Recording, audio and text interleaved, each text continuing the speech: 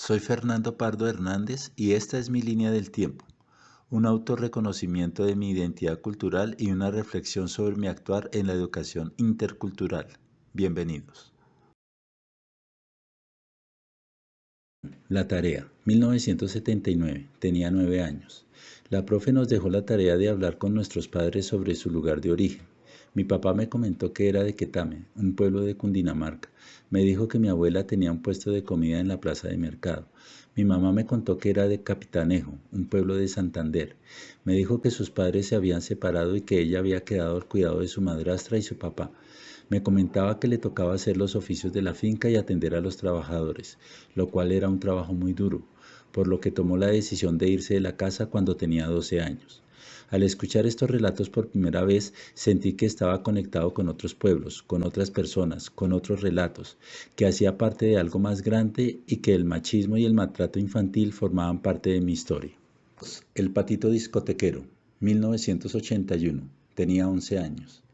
En un radio viejo de tubo escuchábamos con mi hermano una emisora que se llamaba Radio Tequendama, en la que transmitían El Patito Discotequero, programa en el que hacían relatos de fenómenos paranormales. Además, en los intermedios ponían canciones de rock.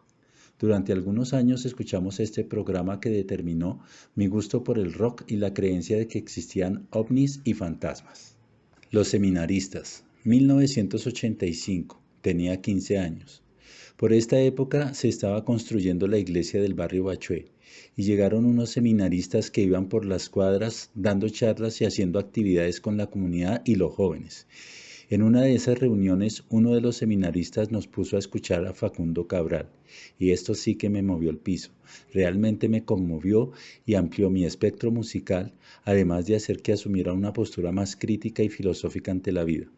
Otra cosa que lograron los seminaristas fue que, aparte de mis creencias en ovnis y fantasmas, incorporara también ángeles, al Divino Niño y a la Virgen María. Tremenda mezcla en la mente de un adolescente. El ejército, 1990. Tenía 20 años. Cuando terminé el bachillerato salí apto para el servicio militar y me enviaron a la Escuela de Infantería en Bogotá. Allí había dos contingentes, uno de Cali y otro de Pasto, lo cual me permitió interactuar con soldados que tenían diferentes costumbres y formas de hablar. Me llamó la atención cómo se referían a su tierra y cómo la añoraban. Esto hizo que yo también sintiera orgullo por Bogotá y por el hecho de ser rolo. Otro aspecto significativo de mi paso por el ejército, además de volverme más disciplinado, religioso y patriota, fue el hecho de poder viajar por el país, pues me asignaron como escolta de camiones de Indomil. Estando allí conocí por primera vez el mar. Ver la inmensidad del océano me hizo comprender que hacía parte no solo del país, sino también del planeta. La universidad, 1992. Tenía 22 años. Después de salir del ejército ingresé a la Universidad Distrital a estudiar licenciatura en matemáticas.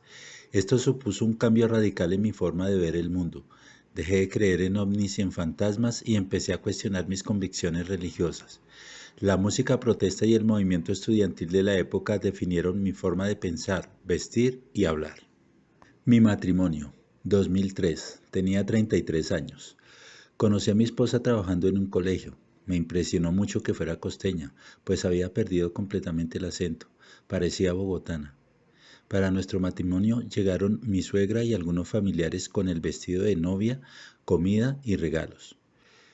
Luego, cada vez que podíamos, viajábamos a San Pelayo, Córdoba, de donde era oriunda, y en esas visitas cambió mi percepción de los costeños. No eran ni perezosos ni tomatrago. Al contrario, eran personas muy trabajadoras, responsables, alegres y generosas. Nada que ver con los estereotipos que conocía.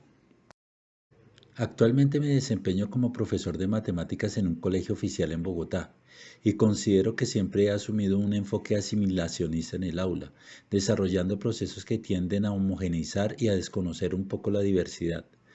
Pero hace algún tiempo tuvimos la oportunidad de conocer a un líder indígena con el que desarrollamos unas actividades del proyecto PRAE, en las que nos mostraba sus costumbres, creencias y su relación con la naturaleza, lo cual me impactó mucho.